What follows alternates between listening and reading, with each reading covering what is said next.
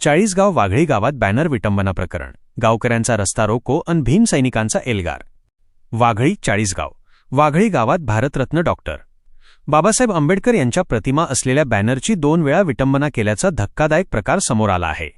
या घटनेमुळे आंबेडकरी जनतेमध्ये संतापाची लाट असून समता सैनिक दल आणि गावकऱ्यांच्या रेट्यानंतर पोलिसांनी कडक कारवाईचे आश्वासन दिले आहे।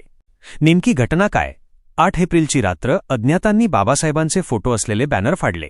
9 एप्रिलची सकाळ पोलिसांच्या आश्वासनानंतर गावात शांतता राखत नवीन बॅनर लावण्यात आले। 9 एप्रिलची रात्र पुन्हा अंधाराचा फायदा घेत समाजकंटकांनी बॅनर फाडून विटंबना केली। आंदोलन आणि कारवाई। या भ्याड कृत्याचा निषेध म्हणून गावकऱ्यांनी आणि आंबेडकरी कार्यकर्त्यांनी रस्त्यावर उतरून रस्ता रोको आंदोलन केले। समता सैनिक दल आणि भीम सैनिकांच्या आक्रमक पवित्र्यामुळे पोलिसांनी तातडीने हालचाली करत एका अल्पवयीन आरोपीला ताब्यात घेतले आहे।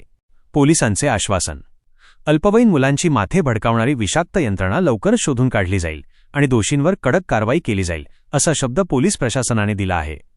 आवाहन, पुढील कारवाईसाठी आणि आंदोलनाला पाठबळ देण्यासाठी सर्व आंबेडकर प्रेमी जनता व कार्यकर्त्यांना सकाळी 10 वाजता वाघळी गावात मोठ्या संख्येने पोहोचण्याचे आवाहन करण्यात आले आहे।